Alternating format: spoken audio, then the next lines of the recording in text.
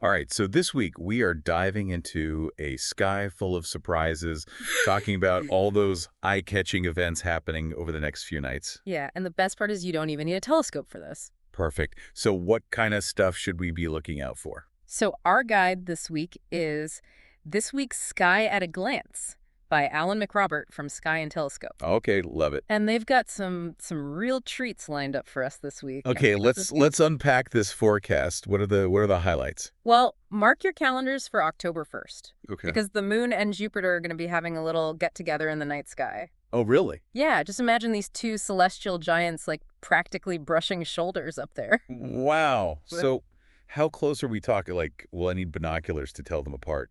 No, not at all. They'll actually be the two brightest objects up there, so they'll be pretty hard to miss. Wow. It might even make you wonder, like, what are the odds of seeing something like that? Yeah, speaking of odds, this article got me thinking about how we even perceive odds like that in the night sky. Oh, that's a really good point. I mean, it's easy to see something like the moon and Jupiter being close and think, wow, this is a once-in-a-lifetime event.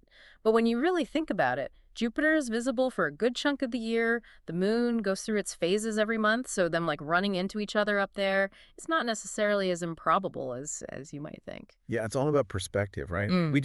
We tend to underestimate how often seemingly rare events can actually happen, especially when you're talking about the vastness of space. Exactly, and it's like thinking you've won the lottery twice because you just happen to find two four-leaf clovers. Like, our brains love to find patterns, even if it means like connecting dots that aren't necessarily meant to be connected. So it's more about us being like pattern-seeking machines than like actual cosmic coincidences then. Yeah, precisely.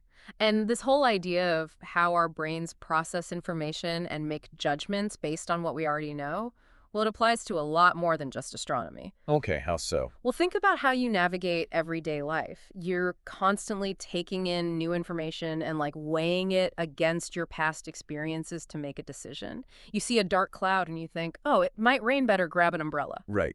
It's true.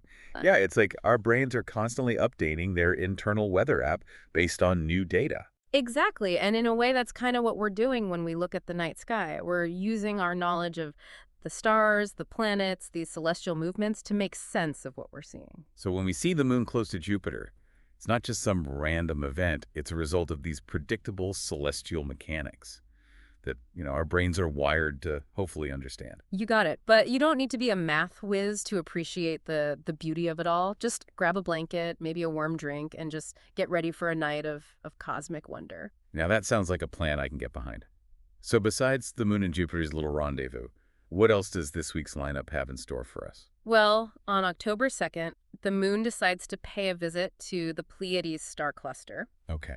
But the article does mention that the moonlight might make this one a little tricky to see with just your eyes. Wait, hold on. So there's a whole cluster of stars up there that we can just miss sometimes just because of a little moonlight. Isn't that mind-boggling? It's kind of wild. It just goes to show how much more is happening in the night sky than we often realize. So what's a stargazer to do? Do we need some, like, super-powered vision to catch a glimpse of these elusive Pleiades? Mm-hmm. So what's a stargazer to do? Do we need some, like, super-powered vision to catch a glimpse of these elusive Pleiades? No. Luckily, a simple pair of binoculars can actually do the trick. Okay. Yeah, it'll help amplify the Pleiades light even with that moon still shining nearby. Okay, cool. So binoculars it is. I'm adding that to my list right now. What else is on the schedule? Well, on October 4th, get ready for a truly breathtaking sight. Okay. The Cygnus Milky Way will be directly overhead. Okay, I have to admit, I need a little refresher here. When we talk about the Milky Way, what exactly are we referring to? Yeah, so picture this. Our home galaxy, a massive swirling city of stars, billions upon billions of them. Right. And what we see as the Milky Way in the night sky is just a portion of this mind-boggling structure. So it's like a band of light, kind of like a cosmic river flowing across the heavens. Wow. That's our view from within. So when we talk about the Cygnus Milky Way being overhead, are we talking about like looking into the heart of our own galaxy? Yeah, you got it. Wow. Imagine like lying on a blanket looking straight up. That's where you'll find it on October 4th. Wow. Now, this is best viewed in areas with like minimal light pollution where the stars really pop. Right. Have you ever experienced a truly dark sky? I sadly have not. Living in the city, I feel like I just see the moon and the brightest stars. That's about it. Yeah, you should really try to seek that out sometime. It's really a humbling and awe-inspiring experience. There's nothing quite like it. Yeah. But even from the city, if you know where to look, you can still catch glimpses of its brighter areas. Cool. Well, for those lucky enough to be under those dark skies this week, that sounds like a real treat. And speaking of treats, are there any more celestial gems in store for us as we wrap up this stargazing week? Absolutely. For the night owls listening, there's something special in store for the night of October 5th, going into the morning of the 6th. Right. The last quarter moon will be hanging out with Castor. Castor, as in like one of the twins from Gemini? That's right. Oh, very cool. So what makes this pairing extra interesting is that the waning gibbous moon, that's when it looks like a slightly deflated football, No. past full, but not yet a half moon. It'll be positioned directly above Castor. Okay. So this creates a really striking contrast because of their differing brightness. So Castor, a bright star in its own right, will almost look dim compared to the moon's reflected sunlight. You know, it never ceases to amaze me how you can practically set your watch to these events. Like it's like a perfectly choreographed dance across the cosmos. And it really makes you realize how interconnected everything in the universe is. It truly is humbling. And speaking of interconnectedness, remember how we were discussing how our brains create a model of reality based on what we observe? You mean that whole mind-bending conversation about how we use our past experiences to like make sense of new information? How could I forget? Well, the article touches on something else related to that For that I all. find pretty fascinating. Okay. It talks about how our perception of the universe is essentially limited by the information our senses can gather. Okay, now you're really making me think. So you're saying that there might be all sorts of incredible things happening out there, events beyond our comprehension that we're just not equipped to perceive. It's a mind-blowing thought, isn't it? It is. It's humbling and kind of terrifying. You know, like how much are we not seeing? Right. It's humbling and exhilarating. It's Yeah. humbling because it reminds us we're just a small part of something much grander than ourselves. But it's also exhilarating because it just opens up a whole universe of possibilities, like who knows what incredible wonders are waiting to be discovered. Yeah, it's like the universe is full of hidden surprises just waiting for us to develop the tools to even perceive them. Well, we've covered some amazing events this week. That close encounter with the moon and Jupiter, the Milky Way putting on a show. And we can't forget those late night treats like the moon hanging out with Castor, but it sounds like that's just the tip of the iceberg though, right? Oh, yeah, absolutely. We've just barely scratched the surface of what's visible in the night sky this week. Wow. Alan McRoberts' article over at Sky and Telescope has even more details on these events and others that you can observe. Oh, okay. Awesome. We'll definitely have to check that out. But before we sign off, I want to loop back to something you said earlier that really got me thinking about how our senses kind of limit our perception of the universe. Yeah. It makes me wonder, like, if what we perceive of the universe is really just our brain's best interpretation of very limited data, Yeah. then what does that even say about the true nature of reality, you know? Well, that is the question, isn't it? It's a Yeah. question philosophers and scientists have been grappling with for centuries. And it's a question that, might not even have a definitive answer, Yeah. but just pondering it can lead us down some pretty intriguing paths. Yeah, it really can. Well, on that note, we'll leave our listeners to do a little contemplation of their own. Be sure to grab a blanket, find a dark corner in your backyard, or better yet, head out to a dark sky location and see what celestial wonders you can discover this week. Until next time, happy stargazing. Ready for a deep dive? We're going someplace colder and weirder than you can imagine. Oh, and maybe teeming with life. And forget Mars, right? Jupiter's moons, that's where the real action might be. We're talking about the Galilean moons, those icy worlds Galileo spotted back in the 1600s. But no more fuzzy telescope views for us. We're about to get up close and personal, all thanks to 2 missions. NASA's Europa Clipper launching this month, and get this, ESA's JUICE mission is already en route. And what's got scientists so captivated by these moons, especially Europa, Ganymede, and Callisto? Well, it's the hints they're dropping. Hints? Like what? Spill the cosmic tea. Okay, so picture this. Vast oceans hidden beneath their surfaces. Oceans that might be larger than all of Earth's oceans combined. Oceans in space. Okay, that's pretty wild. But there's more, right? That's not all. You know it. We're talking about the potential for life. Not just any life, but the essential ingredients, the building blocks, present in these alien seas. Hold on, slow down a sec. What kind of building blocks are we talking about here? Well, water, for one, Yeah. but also things like organic molecules and, get this, energy sources that don't rely on sunlight. Whoa, energy sources that don't come from the sun? What does that even mean out there by Jupiter? Okay, so think of it like this. Deep down in our oceans, where sunlight doesn't reach, we have these hydrothermal vents. These vents spew out heat and chemicals from the Earth's interior, and get this, they support entire ecosystems. Life finds a way, even in the most extreme environments. So we're not necessarily talking about finding little green men on Jupiter's moons, are we? Probably not. More like space crabs huddling around a hydrothermal vent. Hey, you're not too far off. Even if it's microbial life, that'd be huge. It would mean life on Earth isn't a fluke. The universe could be teeming with it. Okay, that's mind-blowing. And these missions, Europa Clipper and GeoIC, they're our best bet for figuring this out. They are, each with a different approach, which makes it even more exciting. Okay, I'm intrigued. Tell me more. So Europa Clipper, true to its name, is laser-focused on Europa. It's going to be doing these daring flybys, swooping close to the moon, close enough to potentially analyze plumes of water vapor erupting from the surface. Wait, plumes of water vapor, like geysers shooting out into space from an icy moon? You got it. Wow. Okay, so what would be in those plumes? Imagine the secrets those plumes hold. It'd be like getting a direct sample from Europa's hidden ocean delivered straight to our instruments. That's incredible. It's Yeah. like something out of a movie, except this is real. Right. And that's just Europa.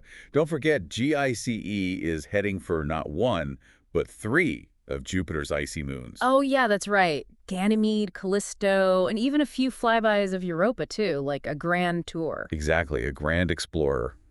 But it's going to be a while before it gets there. Yeah, 2031, right. A cosmic road trip. Plenty of time to get excited about the data we'll send back, though. Okay, Right? so fast forward, it's 2031, GIC has made it to Jupiter. What happens then? What's the plan? Well, GIC is going to be one busy spacecraft. It's got a whole array of instruments, each with a job to do. Okay, what kind of gadgets? Give me the rundown. Well, you've got your standard cameras, of course. Of course. But these aren't your average cameras. Think, the Janus camera system, it's going to be capturing crazy detail.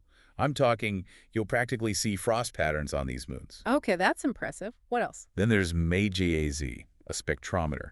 Now, I know that sounds complicated, but it basically analyzes light. Analyze light. How does that help us with what's under all that ice? It's all about the fingerprints, the ones different elements and molecules leave on light. Fingerprints. Yeah, kind of. MAJIV can look at the light, see how it's reflected off the moon's surface, even look through its atmosphere, and tell us what it's made of. Hold on. Rewind for a sec. Did you say atmosphere? These moons have atmospheres? Some of them, yeah.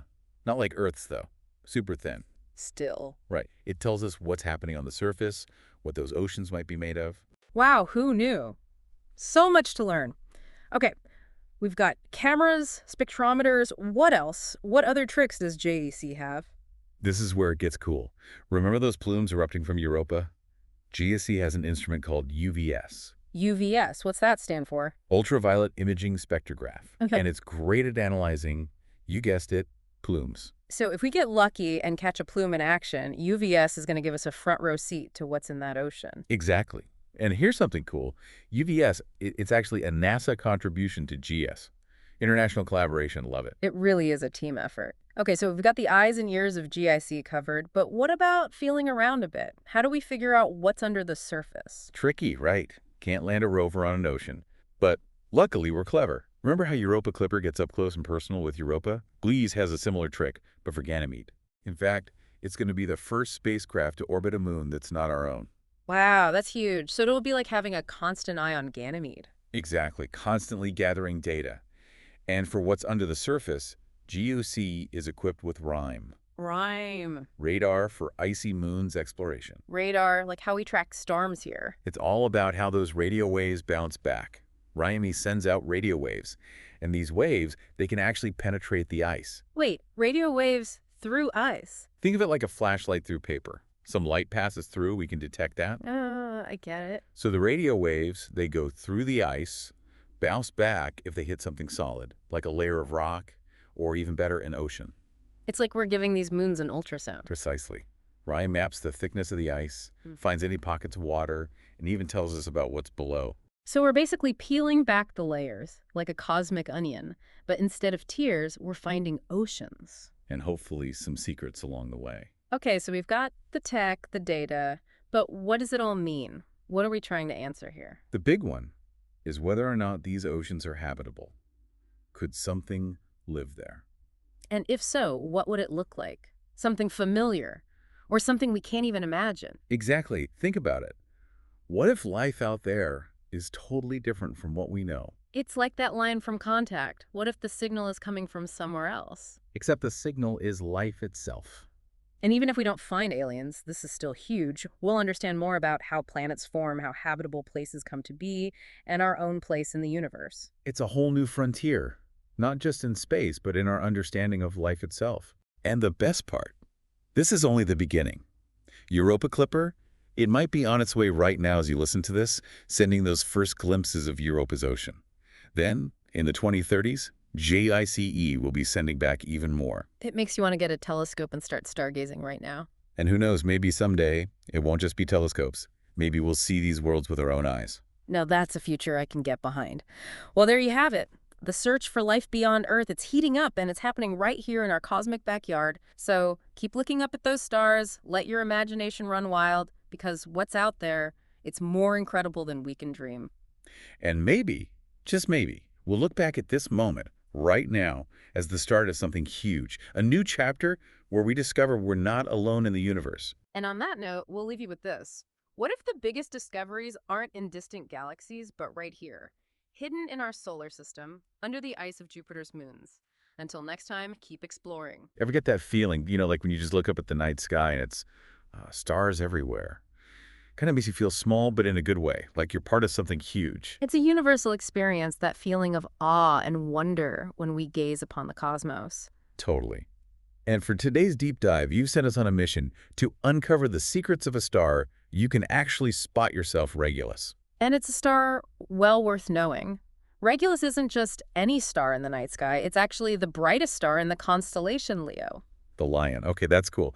But there are a lot of bright stars out there. So give us the sales pitch. Why is Regulus so special? Well, for starters, it's the 21st brightest star we can see from Earth. That means on a clear night, no fancy telescope needed, you can look up and there it is. But what makes Regulus truly fascinating is what we don't immediately see. Ooh, I love where this is going. Like a cosmic magic trick. Okay, what's the reveal? Regulus isn't just one star. It's a system of 4 stars bound together by gravity. Hold on. 4 stars. Okay, now I'm picturing like something out of Star Wars. Are they all just doing their own thing up there or what? Well, they're all locked in a sort of gravitational dance. The star we see shining so brightly, that's Regulus A, the star of the show, and it's a blue giant. Much hotter, much brighter than our own sun. But it has a secret. Okay, now you have to tell me. A blue giant with a secret. This is better than reality TV. Regulus A is dancing with a partner we can't actually see directly, a white dwarf star. We know it's there because of its pull on Regulus A. So invisible to us, but still calling the shots gravitationally at least. We've got 2 more stars in this system, right? What's their deal? A bit further out, we have Regulus B, a more common orange dwarf star, and then Regulus C, a red dwarf. It's incredible when you think about the sheer scale of what we're talking about. Who knows what else is hiding out there that we haven't even detected yet? Makes you realize we could be missing entire cosmic dances just because we haven't looked the right way yet. But, okay, enough teasing. How do we actually find this star system? I need to be able to point it out and sound impressive. Finding Regulus is surprisingly simple, even for beginner stargazers. You just need to know what to look for. Okay, well, you're talking to the person who gets lost in well-lit parking lots, so try to keep it simple for me. Okay, picture a backwards question mark in the sky. A backwards question mark. Yeah, that's the sickle of Leo. Regulus sits right at the bottom, marking the heart of the lion. A backwards question mark. I can work with that. I'm already feeling more confident about my stargazing skills. And here's a bonus tip for anyone listening in the Northern Hemisphere. You can use the Big Dipper to find Regulus too. Just imagine a line extending down from the 2 stars at the end of the Big Dipper's bowl and the first bright star you hit. That'll be Regulus. It's like having a built-in GPS for the night sky. That's incredibly useful. But it kind of makes you think, looking up at Regulus, it isn't just looking at a point of light, it's like looking back in time. Exactly. For thousands of years, people have been captivated by Regulus. And like any celestial celebrity, it's earned a few nicknames along the way. Oh, I love a good nickname story. Give us the highlights. Well, Regulus itself actually means little king in Latin, which is fitting considering its brilliance and position in Leo, but it's also been called Cor Leonis, meaning lion heart. speaking to its perceived, courage and strength. I'm sensing a theme here. This little king has made a big impression. Definitely. Even 5,000 years ago, Babylonian astronomers called it Sharu, meaning the king. It was considered one of the four royal stars in their celestial calendar. It's incredible how civilizations across time and cultures have all been drawn to this star. It adds another layer of wonder to it all, don't you think? It's Yeah. like we're all connected by our fascination with the cosmos. Absolutely. And that fascination extends even to our modern world. Regulus pops up more than you might think in pop culture. No way. I knew there was a reason I liked that star. Are we talking books? Movies? What kind of cameos are we talking about? Well, if you're a sci-fi fan, Regulus has had its share of the spotlight. It's been featured in shows like Babylon 5 and even Star Trek. Okay, I knew there was a reason that name rang a bell. Yeah. It's like meeting a celebrity in the wild, or at least in the vastness of space. Right. And it's not just sci-fi. Even the Harry Potter universe gets in on the act. J.K. Rowling named Regulus Black Sirius Black's brother after this star. Okay, that's officially the coolest Harry Potter trivia I've learned all year. But wait, we were talking about how there's more to Regulus than meets the eye. Ah. Something about its shape. Yes, this is where it gets really interesting. We tend to picture stars as perfect spheres, right? Totally. Round, smooth, like a giant fiery marble. Well, buckle up because Regulus throws a bit of a curveball. Literally, it's actually egg-shaped. Hold on. Egg-shaped, as in like a giant cosmic egg? How does that even happen? Yeah. It's all thanks to centrifugal force. Regulus spins so fast, a full rotation in just 16 hours, that it actually bulges at its equator, giving it this unique shape. 16 hours. Wow. Yeah. I could barely get dressed and out the door in 16 hours. Yeah. To put that into perspective, how long does it take our sun to spin once? Our sun is much more relaxed, taking a leisurely 27 days or so. Okay, so Regulus is basically the cosmic equivalent of a figure skater pulling their arms in for a spin. It's mind-boggling, but also it kind of makes sense. It does, and it challenges our assumptions about how stars form and behave. They're not just static, unchanging objects. They're dynamic, evolving, and sometimes surprisingly wobbly. Wobbly, egg-shaped, and full of surprises. I'm starting to think Regulus is the life of the cosmic party. But hold on, before we get too caught up in the excitement, we were talking about its location and how that leads to some pretty cool celestial events. For those of us planning our stargazing calendars. What's the inside scoop? You're right. Regulus isn't shy about putting on a show. Its position in the sky means it's perfectly placed for some fascinating close encounters. By close encounters, are we talking like cosmic fender benders? Should we be worried? Nothing to worry about. I'm talking about occultations, which sounds a lot more dramatic than it is. It's simply when something passes in front of a star from our view here on Earth. Okay, so like a cosmic game of peekaboo? Who's playing along with Regulus? The moon does this fairly often, but there's a much rarer event coming up. Mark your calendars. October 1st, 2044, Venus is set to occult Regulus. Venus occulting Regulus. I'm already planning my watch party. Yeah. But honestly, isn't it incredible how much we can learn just from watching where the stars are in relation to each other? It's a testament to how astronomers have been unraveling the mysteries of the universe for centuries. Remember, we were talking about Regulus's wobble. Yeah, like a cosmic tell about its hidden companion. I feel like we're back to doing space detective work. Exactly. By carefully observing that wobble, astronomers can actually estimate the mass of that invisible white dwarf. Wait, seriously.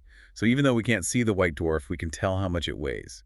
That's some next-level science right there. It is. And it's not just about the white dwarf. Analyzing how stars in a multiple star system, interact can tell us a lot about the mass and even the age of the stars themselves. It's like each system has its own story to tell, which makes you think, what would it be like to actually be in the Regulus system? Could there be planets there? And if so, what would the sky look like? Now, there's a question that's kept science fiction writers busy for years. It's fun to imagine, isn't it? Instead of one sun, you might have 2 or even 3 suns illuminating the sky. Okay, now I'm picturing something out of a fantasy novel. A sky with swirled colors, double sunsets. Exactly. You might even experience multiple sunrises and sunsets in a single day. Or I suppose day wouldn't be quite the right word, given that you'd have multiple suns dictating the cycles of light and darkness. Okay, that's blowing my mind a little bit. And I bet the constellations will look totally different too. Absolutely. The familiar patterns we see from Earth would be completely scrambled. Orion's belt, the Big Dipper. Forget about it. It makes you realize how much our perspective shapes what we see in the universe. and that there could be countless other perspectives out there, each one just as valid as our own. It's a humbling thought, and it speaks to the vastness and diversity of the universe we live in. It really does make you realize how much more there is to discover out there. But for now, I guess we'll just have to be content with our single sun system and our familiar constellations, and maybe a few more Regulus facts. Speaking of which, we talked about it being part of a system of 4 stars. Are there any other cosmic characters lurking out there that we haven't met yet? Well, that's the thing about astronomy, isn't it? There's always that potential for new discoveries, even in systems we think we understand. Recent observations have hinted at the possibility of even more companions orbiting Regulus. Hold on, more stars.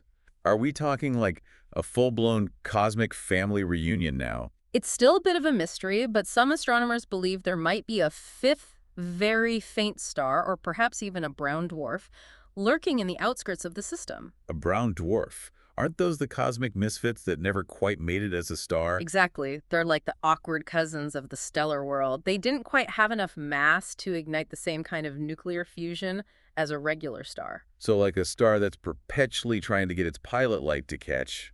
Poor brown dwarfs. But still, finding one in the Regulus system, that would be incredible. How would we even go about looking for something like that? It's all about gravity. Even these smaller, fainter objects have a gravitational pull. And that pull can be detected by how it affects the movements of the other stars in the system. So it's like trying to find a hidden planet by the way it makes a star wobble. Except in this case, it's a brown dwarf hiding out in a 4-star system. Talk about a cosmic needle in a haystack. It's a challenge for sure. But with our increasingly powerful telescopes and observational techniques, we're getting better and better at finding these hidden gems. It makes you wonder, what else is hiding out there in plain sight, just waiting to be discovered? It's enough to make your head spin. Speaking of spinning, didn't we talk about how Regulus is rotating so quickly that it's actually egg-shaped? It's like Regulus read the cosmic handbook on being a star and decided to just toss it out the window, spinning at crazy speeds, hanging out with all its star friends. It's the ultimate cosmic rebel. You could say that. But even rebels have to follow the laws of physics eventually. And when it comes to stars, those laws dictate that their dazzling performances can't last forever. Okay, so what's the encore for a star like Regulus? Will it go out with a bang or fade away quietly? Given its size and mass, Regulus is headed for a truly spectacular finale. It'll eventually burn through the hydrogen fueling its core and evolve into a red supergiant. Red supergiant. Those are the ones that get absolutely massive, right? Like swallowing up their neighbors massive. Exactly. We're talking hundreds of times larger than its current size. Imagine Regulus ballooning outwards, engulfing the orbits of its closest companions. Maybe even that elusive white dwarf. Whoa, talk about going out in a blaze of glory. It's like a cosmic house party that gets a little out of hand. But what happens after the expansion? Does it just stay a giant forever? The expansion is just the prelude to the grand finale. Eventually, the core of that red supergiant will collapse under its own weight, triggering a supernova explosion. A supernova. Now, that's what I call going out with a bang. I've heard those are some of the most energetic events in the universe. They are, and when Regulus goes supernova, it'll be a sight to behold. From Earth, it'll appear brighter than a full moon, visible even during the day. Wow. A daytime star. That's one way to leave a lasting impression. So I'm guessing this won't be happening anytime soon, right? Fortunately, no. We're safe to admire Regulus for quite a while longer. Astronomers estimate it has a few 100 million years left in its current state. A few 100 million years. Okay, that's a relief. Gives us plenty of time to keep learning its secrets and appreciate its brilliance. So we've covered a lot of ground here. We've talked about Regulus's multiple star system, its egg shape, its eventual fate as a supernova. What's the one big takeaway you hope people remember from all of this? I think the biggest takeaway is that the universe is full of surprises. Even something as seemingly simple as a single point of light in the sky can have a rich history, a complex structure, and a future full of dramatic change. I love that. It's a great reminder that there's always more to discover, even in the things we think we know. So the next time you're looking up at the night sky and you spot Regulus, that bright star in Leo, remember, you're not just seeing a star, you're seeing a cosmic time capsule, a testament to the incredible forces at work in our universe. Beautifully said. And who knows what new secrets Regulus will reveal in the years to come. That's the beauty of astronomy, isn't it? It's a never-ending journey of discovery. And on that note, we'll leave you to ponder the mysteries of the cosmos. This has been The Deep Dive, your guide to the most fascinating corners of the universe. Until next time, happy stargazing. All right, so you're curious about what's going on in the night sky this month. October 2024, huh? Well, good news, it's a stellar month for stargazing. We've got the Star Walk article, and it is jam-packed with incredible deep sky objects, galaxies, nebulas, star clusters, you name it. October's got it, ready for a cosmic tour. Absolutely. And what's great is they've organized it by apparent magnitude. Yeah, that's basically how bright they look from Earth, which is super helpful. Like a cheat sheet for finding the best stuff. Precisely. Speaking of best stuff, this Star Walk article leads with a classic, the Andromeda Galaxy. What's the deal with this celestial superstar? Andromeda is legendary. It's the most distant thing we can actually see with the naked eye. We're talking 2.5 million light years away. Wait, hold on. So I could be like sitting on my porch, look up at the right spot, and see another galaxy. You got it. That's wild. Isn't it? I mean, think about it. The light hitting your eye from Andromeda right now, that left its source 2.5 million years ago. Wow. Those photons, they've been traveling through space since before modern humans even existed. That is mind-blowing. It really puts things in perspective, doesn't it? Absolutely. Okay, so how do I find this Andromeda Galaxy in the sky? What am I looking for? Well, you'll need a really dark night, Yeah. far away from city lights. And even then, it'll look like this faint, fuzzy patch, sort of like a hazy, elongated cloud. Okay. But don't let that fool you, because it's actually 6 times wider than the full moon in our sky. No way. Seriously, that's huge. I'm going to be looking for that for sure. Imagine pointing that out to somebody like, oh yeah, that smudge over there, that's another galaxy. Casual. So Andromeda's stealing the show for anyone in the northern hemisphere. But what about our friends in the south? Anything cool down there? You bet. The southern hemisphere has its own treat this month. The Small Magellanic Cloud. Another galaxy you can see without a telescope. That's right, though it might look more like a hazy glow. Okay, another one for the list. Our cosmic neighborhood's more crowded than I thought. So we've got these mind-bogglingly distant galaxies. But the article also mentions something called the double cluster. What is that exactly? Well, the name pretty much says it all. It's 2 star clusters right next to each other in the night sky. And get this, you can see them with your naked eye. 2 for 1. I like it. Are those anywhere near Andromeda and that Magellanic Cloud thing? Oh no, these are much closer. They're still in our own Milky Way galaxy, though, just about 7,500 light years away. You'll find them in the constellation Perseus. Okay, Perseus, gotta remember that. All right, next up on the list, and I have to say, this one has me a little obsessed. Oh, which one? The California Nebula. Please tell me it looks like California. Well, You're already crushing my dreams. you might need a good imagination to see the state itself. Yeah. But trust me, it's visually stunning, even if it looks more like an abstract painting than, say, a map. All right, so maybe not an exact match on the map. Right. What makes it worthy of the name California Nebula, then? It's the color. It's a vast cloud of gas and dust, like other nebulae, but this one shines with a really vibrant red hue. And, California's known for those sunsets, right? I see. Those fiery reds and oranges. Like a cosmic sunset frozen in time. Now, that's the kind of California souvenir I can get behind. But I'm guessing you need more than just your eyes to appreciate this cosmic sunset, right? So we've got galaxies we could practically reach out and touch, and a nebula named after a sunset. What else does October have in store? The article mentioned something about planetary nebulae. What are those? Ah, planetary nebulae, yes. The name's a little misleading. They're not actually planets at all. Nope. They're what's left behind when a star dies. Hold on, dying stars. So when I'm looking at a planetary nebula, what am I seeing? The end of a star's life. Whoa, that's kind of intense. It is pretty amazing. And these nebula, they're not from massive stars exploding as supernovae or anything like that. Okay, so not like a Hollywood ending. Exactly. These are from stars more like our sun. When they die, they sort of puff out their outer layers. Stuff out. Yeah, they create these glowing clouds of gas. Those are the planetary nebulae. Huh. So less action movie, more like a cosmic curtain call, I guess. Something like that. What makes these nebulae so interesting to look at? The colors and shapes are incredible.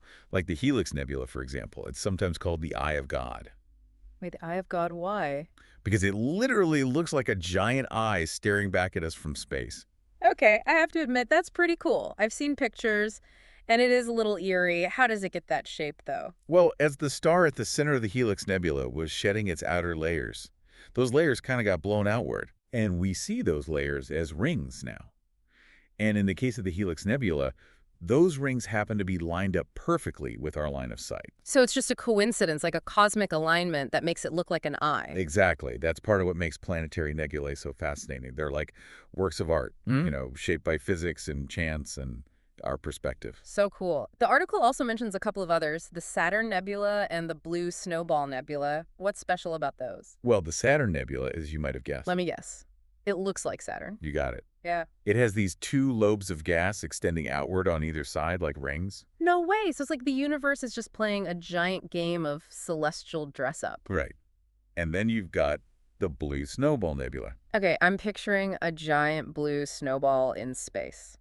That's pretty much it. Does it really look like that?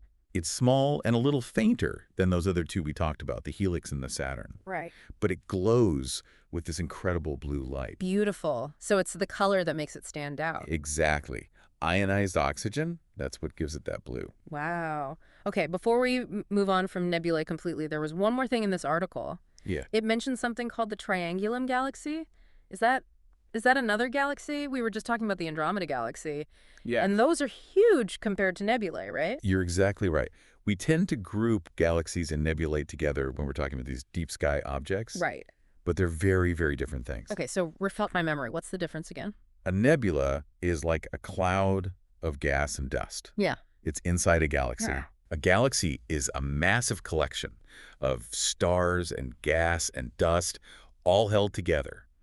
And the Triangulum Galaxy, that's one of the most fascinating galaxies we can see. This article says its apparent magnitude is 5.7.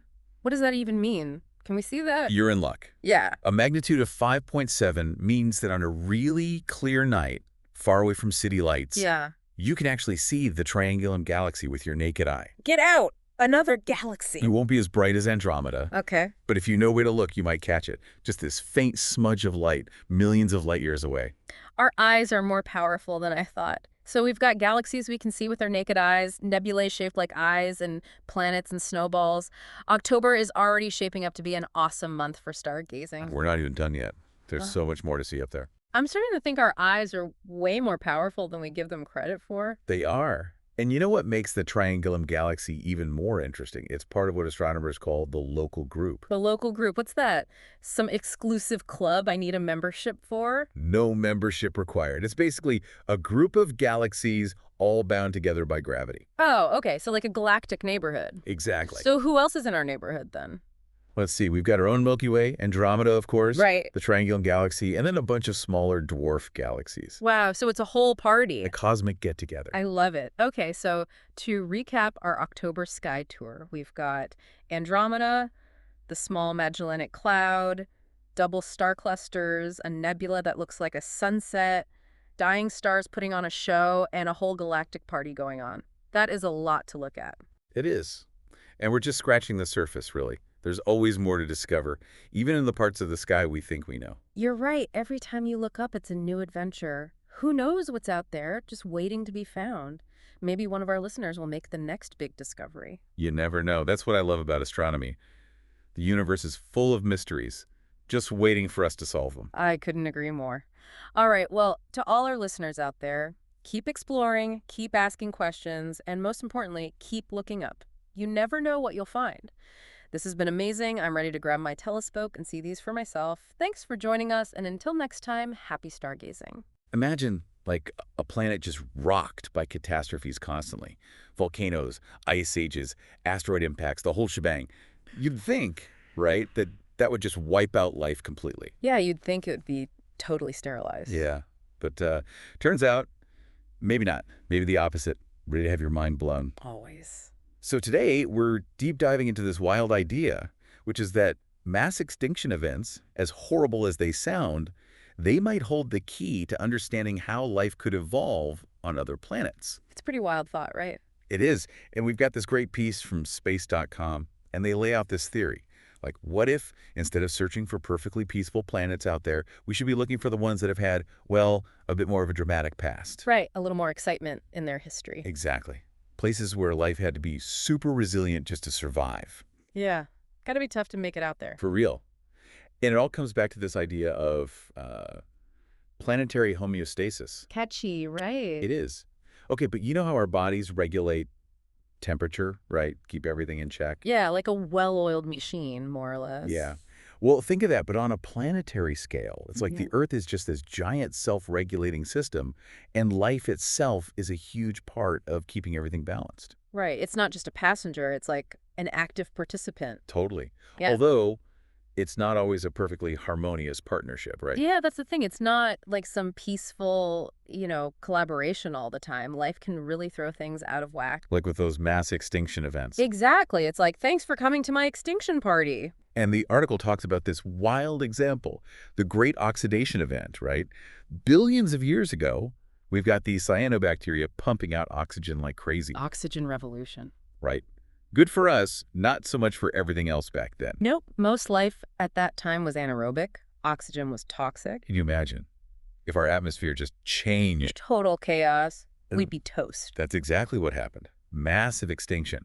But, and this is crazy, it paved the way for life like us to evolve. Short-term pain, long-term gain. Right, on a planetary scale. So we owe our existence to a mass extinction. Pretty much. And it's not just that one time, it's like this pattern. Life disrupts, things die off, new things evolve, rinse and repeat. So each extinction is like hitting the reset button. Exactly. Evolution gets a reset. And that's what's got scientists thinking differently about alien life. Okay, so we're not looking for perfectly balanced planets then. Maybe not. Maybe the really interesting ones are the ones that have been through the ringer, Okay, now you've got me really hooked. Tell me more. Yeah, so think about it like this. On those super stable planets, the ones that are just, chill, life might just kind of putter along. Right, just vibing. Totally. And without any real pressure to adapt, it might not evolve much complexity. So it's like no drama, no evolution. Exactly. The article even mentions this period in Earth's history called, like, the boring billion. The boring billion. Yeah, What's yeah. that? It was like a super long time ago, and things were pretty calm, geologically speaking. And guess what? Not a whole lot of major evolutionary change happened. So a little bit of planetary drama is good. At least when it comes to evolving life, it seems that way. It's those planets with a history of extinctions and recoveries.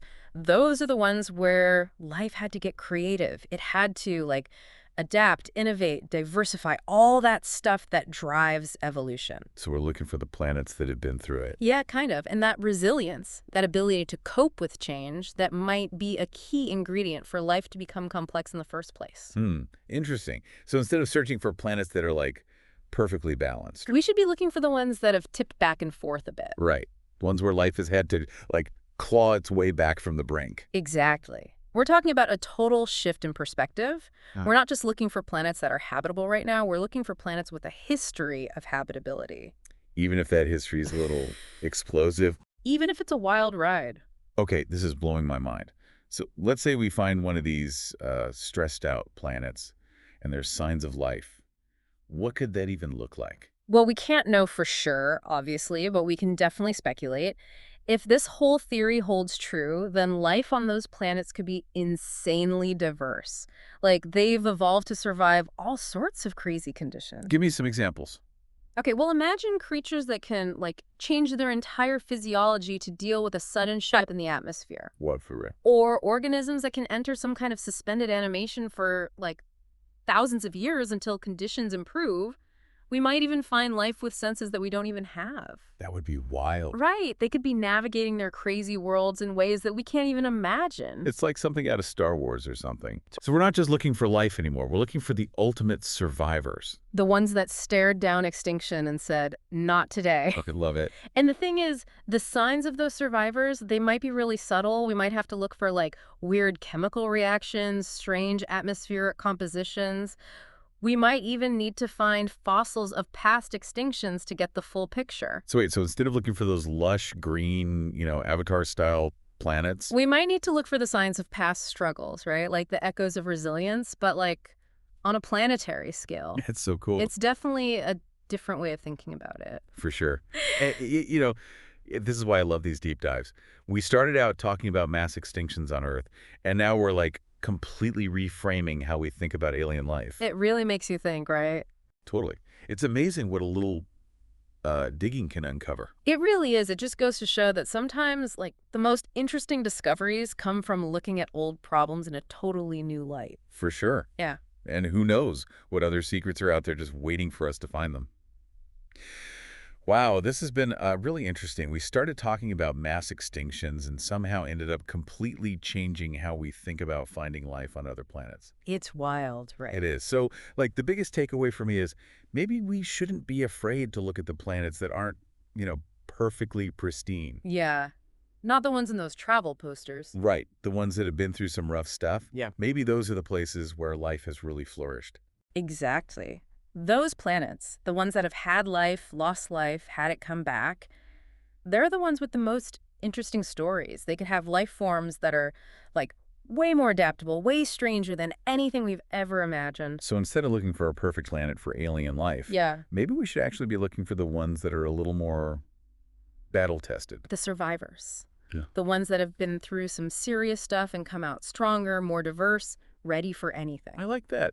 And isn't that kind of hopeful in a way?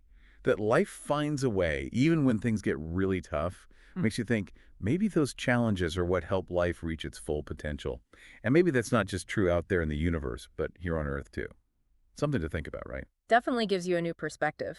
It does. Yeah. Well, on that note, this has been an awesome deep dive. Thanks for exploring this with me. Anytime. Always a mind-bending conversation. Until next time, then. All right, so check this out, everyone, because we may be in for a real show Right. in the sky the next few nights. Yeah. And I'm not talking about, another one of those satellite internet constellations going overhead. Right? We're talking auroras, Yeah. northern lights, but like not just your normal average aurora borealis. Right. We're talking potentially huge GE displays, visible way farther south than usual. Yeah, you're not kidding. And you know what's really interesting about this is this isn't just like your normal run-of-the-mill aurora. Okay. This is looking like it could be the result of two separate solar events that are kind of happening to like line up perfectly. Oh, wow. So it's like a 1-2 punch from the sun. It's like a celestial double feature, kind of. Exactly. I was reading this article on space.com, and it was talking about this double CME causing this potential Aurora Alert. And I'll be honest, when I first saw that headline, I was like, okay, is this hype, or is this really going to be something special? It's definitely special. Right. NOAA, they're the ones who like monitor all the space weather and stuff. Yeah. They issued like a G3 geomagnetic storm watch, Okay. which if you're like me and don't have those G scales memorized, Oh, that yeah. basically means strong. So it's a strong geomagnetic storm. Okay. Not the most extreme, Okay. but it's still strong enough that it could potentially mess with power grids and satellites and things like that. Yeah, G3, that's enough to get my attention. Yeah, exactly. But before we get too far ahead of ourselves, can we rewind a little bit?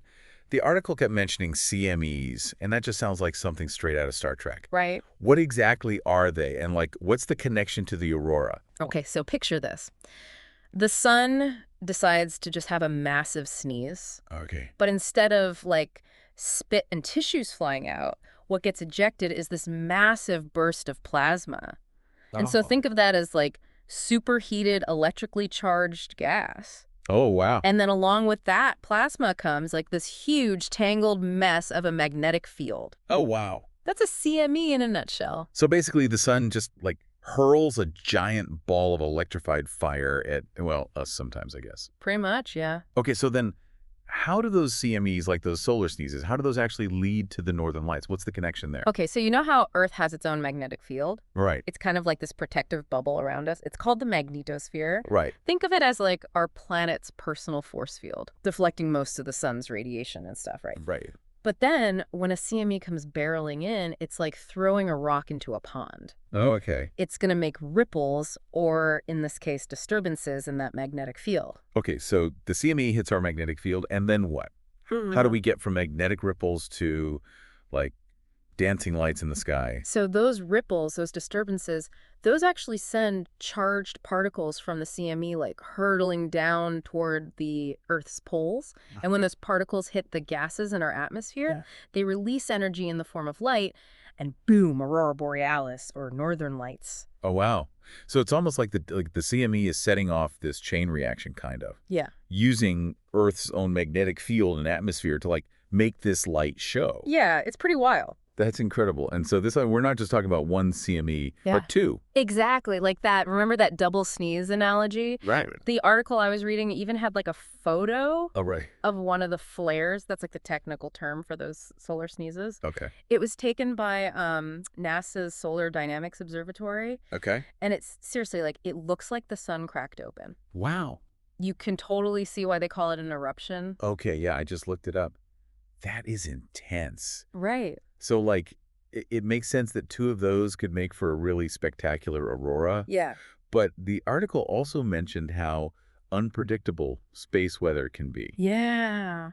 So how sure are we that this is actually going to be a good show? Like, it's not like we can just check the aurora forecast on, like the Weather Channel app. Right. Yeah. Predicting space weather it's definitely way more complicated than just your average rain or shine forecast. Right. Like, we can track the CMEs, Right. we can make educated guesses, Great. but there's always a chance things could change. Okay. It's kind of like planning a picnic only to have like a surprise thunderstorm roll in. Right, right. Okay, so no guarantees, but what about this double CME situation? Like, does that change things at all?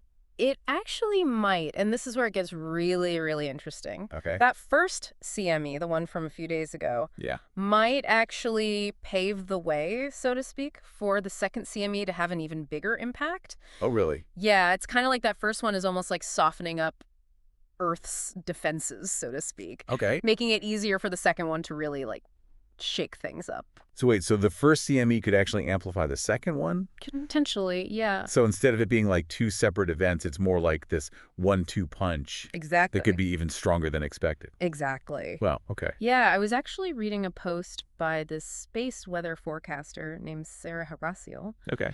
and she kind of put it in a way I thought was really helpful. Okay. She was saying that the first CME might precondition, basically like prepping the environment in a way, Right. so that the second CME can have a bigger impact. Oh, wow. Okay, this is getting exciting. Right. So for those of us who are like actually hoping to catch a glimpse of this, like potential aurora extravaganza, what are our chances? And like, what can we do to increase our odds of actually seeing it? Well, first off, you're going to want to get as far away from city lights as possible. Right. Light pollution is like the aurora's worst enemy. Right, because even the most amazing, like, celestial display can't really compete with a street light. Exactly. Yeah, it's like trying to watch fireworks during the day. Right, exactly. So dark skies are key. Okay, dark skies, check. What else? And then, of course, you'll need Mother Nature to cooperate, right? Right. Clear skies are absolutely essential for, like, optimal aurora viewing. Right. Because if it's cloudy, even the strongest geomagnetic storm won't do you much good. Right. So definitely check that weather app before you head out. Okay, got it. Dark skies, clear skies, check and check. Exactly. Any other, like, pro tips for aspiring aurora chasers? Let's see. Like, are there any, like, tools or resources that could, like, help us out?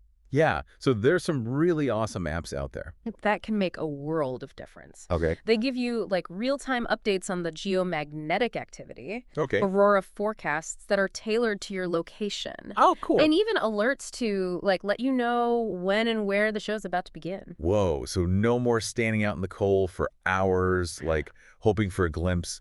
Technology to the rescue. Exactly. What are some of your go-to apps for this? Two that I highly recommend are my Aurora Forecast and Alerts, Okay. and then Space Weather Live. Okay. Those are both available for, like, iOS and Android, Okay. and they're super user-friendly. Awesome. I'm downloading those right now. Nice. It's kind of mind-blowing, though, how technology can just, like, connect us to these incredible events that are happening, like millions of miles away. We can literally have a front row seat to the sun's activity, all from our phones. I know, it's crazy, right? That's wild. It really is incredible, but even with all the technology, there's still something really, like, primal about witnessing the Aurora Borealis, like, firsthand. It's just this very visceral reminder of, like, the vastness of space, the power of the sun, Right. and then just our own small place in this whole cosmic dance. Beautifully said. Yeah, it's very humbling, for sure. And this particular event, with the potential for it to be visible so far south, Right. it feels like a really special opportunity, honestly, for people to, like, connect with something bigger than themselves. Absolutely. And, it's not just about, like, the visual spectacle, these Bro. geomagnetic storms, as awe-inspiring as they are. They also kind of remind us that we're not just, like, passive observers out here in space. Right. We're very much directly connected to the sun and its activity. That's a great point. It's easy to kind of forget Yeah. that we exist in this, like, incredibly dynamic relationship with our star. And, like, we depend on the sun for, like, light, for warmth, for, like, life itself. Right. But it also has this potential for just, like, incredible power. Precisely. Yeah. And as we, like, learn more about the sun and its cycles, we start to understand just how, like, intertwined our lives really are with its every, like, breath, essentially. Boy. This whole, like, double CME thing got me thinking, Yeah. what if this isn't just, like, a cool event? Yeah. What if it's, like a sign of things to come? The article mentioned that the second flare was the biggest since 2017. Yeah. Are we entering, like, a period of, like, increased solar activity? That's a great question, and it's one that scientists are, like, constantly trying to answer. Right. Because, the sun goes through cycles of activity, kind of like a cosmic heartbeat, if you will, where you have these periods of, like, relative calm and quiet, followed by these periods of, like, increased activity that are marked by more sunspots, solar flares, and, of course, CMEs. The sun has, like, a heartbeat. That's kind of awesome. It does. It's pretty cool. But, like, seriously, does that mean that we're in for, like, a wild ride with solar activity over the next few years? It's possible, yeah. So the current cycle, which, scientists being scientists, they have to give it a fancy name, right? Yeah. So they're calling this Solar Cycle 25. Okay. It began back in December of 2019. Okay. And while it started off pretty quiet, it's been ramping up lately. Okay. And predictions are suggesting that we'll hit solar maximum. So that's kind of like the peak of the cycle, sometime around 2025. Okay, so if this latest double CME event is any indication, we could be in for some pretty spectacular, like, solar fireworks over the next few years. Yeah, it's true. But wait, those, like, fireworks, they're not always so harmless, are they? That's a good point, yeah. They can definitely have very real and sometimes serious impacts here on Earth. Yeah, it's like we've been talking about these incredible light shows in the sky. Right. But we can't forget that those solar storms can actually have some real-world consequences. Yeah. Like, beyond just, messing up our chances to see a cool aurora. Right. It's a bit of a reality check, isn't it? It is, yeah. At their most extreme, these geomagnetic storms can disrupt power grids, Right. leading to blackouts. Yeah. They can interfere with satellite communications, Right. mess with navigation systems, even pose a radiation risk to, like, astronauts. Wow. Yeah. Okay, so it's not just pretty lights in the sky. Right. There's, like, a whole other side to this. Yeah. It's like a reminder that the sun's power is, like, incredible. It is. And we're kind of at its mercy. Yeah. Like, what can we even do to protect ourselves? It's not like we can just throw a giant umbrella over the Earth. Right, yeah, it's a huge challenge. Yeah. But scientists are, they're working on solutions, whether it's, making our power grids more resilient, Okay. improving our space weather forecasting so we have more warning time, Right. even developing, like, early warning systems to give us a heads up before a major solar storm hits. Right. So, there's a lot of really brilliant people working on this problem. Yeah, it's reassuring to know that they're on the case. Yeah. It's like we're constantly learning more about the universe. We are. And at the same time realizing, like, how much we still don't know. Right. And how much we need to, like, prepare for. Exactly. You know what? You've got me wanting to bundle up, Yeah. grab my phone with those Aurora apps that we talked about. Yeah. And find, like, the darkest sky possible. I hope you do. Yeah. And hey, if you manage to catch a glimpse of this, like, double CME extravaganza, Right. you gotta take some pictures. Oh, deal. Yeah. And for our listeners, Yeah. even if you aren't, in a good spot to see the Aurora, Right.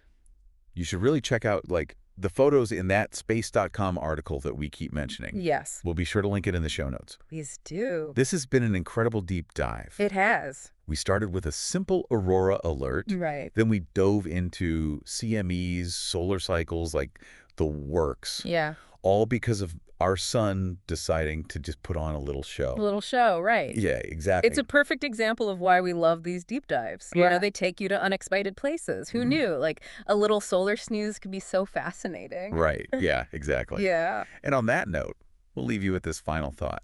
We talked about how, like, the sun has its own cycles. Right. How its activity, like, rises and falls over time. Yeah. And right now, it looks like we're heading towards a peak in solar activity in the next couple of years. We might be. So think about this.